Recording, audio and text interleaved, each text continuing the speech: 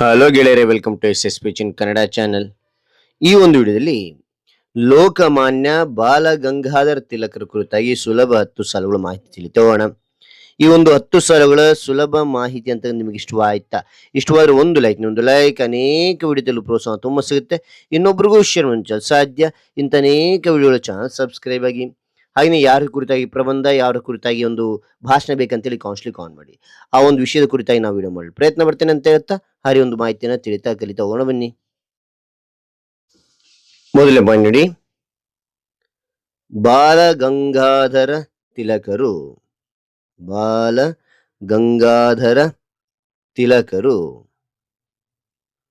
ಭಾರತದ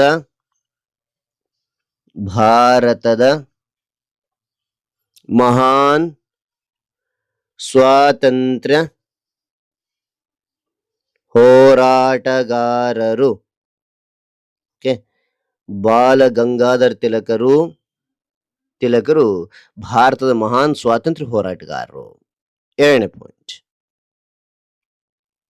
ಅವರು ಜುಲೈ 23, 1856 ಮಹಾರಾಷ್ಟ್ರದ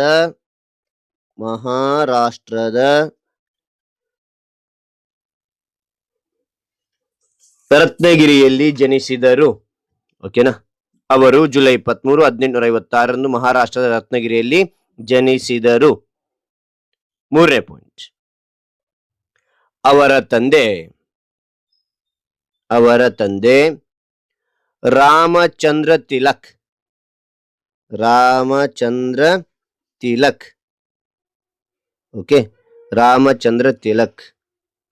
ತಾಯಿ ಪಾರ್ವತೀಬಾಯಿ.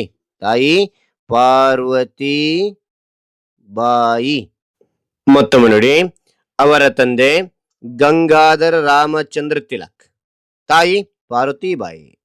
ನಾಲ್ಕನೇ ಪಾಯಿಂಟ್, ಅವರನ್ನು ಪ್ರೀತಿಯಿಂದ ಜನರು ಲೋಕಮಾನ್ಯ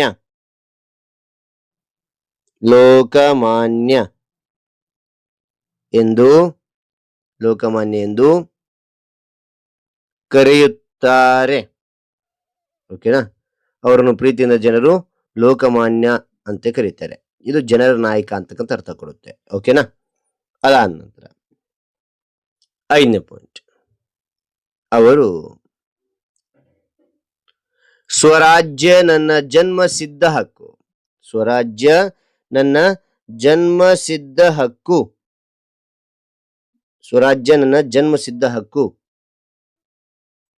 ಅದನ್ನು ನಾನು ಪಡೆದೇ ತೀರುತ್ತೇನೆ ಎಂದು ಹೇಳಿದರು. ಓಕೆನಾ? ಮತ್ತೊಮ್ಮೆ ನೋಡಿ, ಅವರು ಸ್ವರಾಜ್ಯ ನನ್ನ ಜನ್ಮಸಿದ್ಧ ಹಕ್ಕು, ಅದನ್ನು ನಾನು ಪಡೆದೇ ತೀರುತ್ತೇನೆ ಎಂದು ಹೇಳಿದರು ಅಂತಕ್ಕಂಥದ್ದು. ಓಕೆ. ಆರನೇ ಪಾಯಿಂಟ್, ಜನರಲ್ಲಿ ದೇಶಭಕ್ತಿ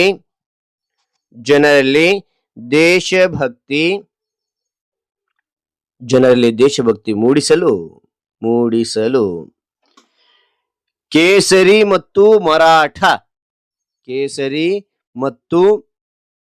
ಮರಾಠ ಪತ್ರಿಕೆಗಳನ್ನು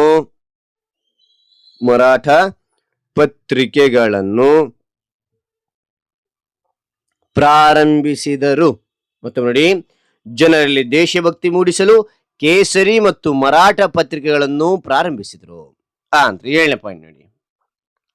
ಏಳನೇ ಪಾಯಿಂಟ್ ನೋಡಿ,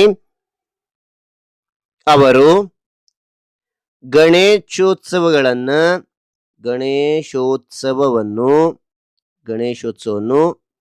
ಸಾರ್ವಜನಿಕವಾಗಿ ಆಚರಿಸಿದರು.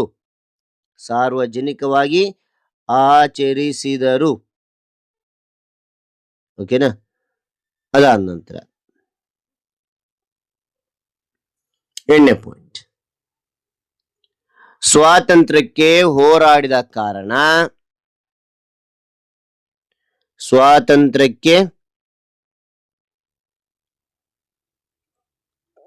ಹೋರಾಡಿದ ಕಾರಣ ಅವರನ್ನು ಅವರನ್ನು ಬ್ರಿಟಿಷರು 6 ವರ್ಷಗಳ ಕಾಲ ಮ್ಯಾಂಡೆ ಜೈಲಿನಲ್ಲಿ ಇರಿಸಿದರು. ಓಕೆನಾ? ಮತ್ತೊಮ್ಮೆ ನೋಡಿ, ಸ್ವಾತಂತ್ರ್ಯಕ್ಕೆ ಹೋರಾಡಿದ ಕಾರಣ ಅವರನ್ನು ಬ್ರಿಟಿಷರು 6 ವರ್ಷಗಳ ಕಾಲ ಮ್ಯಾಂಡೆ ಜೈಲಿನಲ್ಲಿ ಇರಿಸಿದರು. 9ನೇ ಪಾಯಿಂಟ್, ಜೈಲಿನಲ್ಲಿ ಇದ್ದಾಗ ಗೀತರಹಸ್ಯ ಎನ್ನುವ ಪುಸ್ತಕವನ್ನು ಬರೆದರು. ಮತ್ತು ನೋಡಿ, ಜೈಲಿನಲ್ಲಿ ಇದ್ದಾಗ ಗೀತಾರಹಸ್ಯ ಎನ್ನುವ ಪುಸ್ತಕವನ್ನು ಬರೆದರು. 10ನೇ ಪಾಯಿಂಟ್, ಅವರು ಆಗಸ್ಟ್ 1, 1920ರಂದು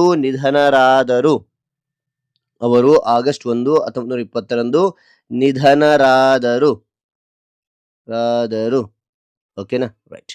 ಹಾಗಾದ್ರೆ ಈ ಎಲ್ಲ ಮಾಹಿತಿ ಅಂತ ನಿಮಗೆ ಇಷ್ಟವಾಯ್ತಾ? ಇಷ್ಟವಾದ್ರೆ ಒಂದು ಲೈಕ್, ಅನೇಕ ವಿಡಿಯೋದಲ್ಲಿ ಪ್ರೋತ್ಸಾಹ ತುಂಬಾ ಸಿಗುತ್ತೆ. ಇನ್ನೊಬ್ರು ಶೇರ್ ಅಂತ ಹೇಳ್ತಾ ಮತ್ತೊಂದು ಹೊಸ ವಿಷಯ ಬಿಟ್ಟು ಆಗ್ತೇನೆ. ಹಾಗೆ ಯಾವ ಒಂದು ವಿಷಯ ಬೇಕಂತ ಹೇಳಿ ಕಾನ್ಸ್ಟ್ಲಿ ಕಾಮೆಂಟ್ ಮಾಡಿ. Thank you for watching. Bye.